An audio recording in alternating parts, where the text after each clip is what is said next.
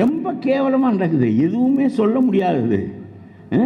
தேவடியார் தெருவில் பத்தினி மோசமானவங்க என்பது போல் இன்றைய நிலைமை இருக்கிறது என்பது தான் முக்கியமானது. இதில் நம்முடைய சகாயம் ரொம்ப நேர்மையாக இருந்து வெளியே வந்தார் பாருங்கள், அதுதான் இதில் சிறப்பு. போடா, இதற்கு துணை போவதை விட நான் வெறும் ஆளாக வீதியில் திரிவது நல்லது என்று ஒரு தீமைக்கு துணை போக மாட்டேன் என்று சொல்லுகின்ற மனிதன் தலையாய மனிதன். சகாயம் செய்த தப்பு என்ன என்றால், கோவணம் கட்டாத ஊரில் கோவணம் கட்டிய பைத்தியக்காரன். 20 தடவை தப்பு செய்த ஒருவனை நீதிமன்றம் ஒவ்வொரு தடவும் ஜாமீனில் விட்டு கொண்டிருந்தால் அப்போ அண்ணா பல்கலைக்கழகத்துக்கு நுழைவானா மாட்டானா? 21வது தடவை ஜாமீனில் வரலாம்ல.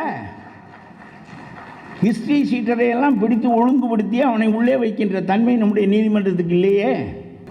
அன்றைக்கு மக்களெல்லாம் படிக்காதவர்களாக இருந்தார்கள், தலைவர்களெல்லாம் படித்தவர்களாக இருந்தார்கள். இப்பொழுது மக்களெல்லாம் படித்தவர்களாக இருக்கிறார்கள், தலைவர்களெல்லாம் பொக்கைகளாக இருக்கிறார்கள்.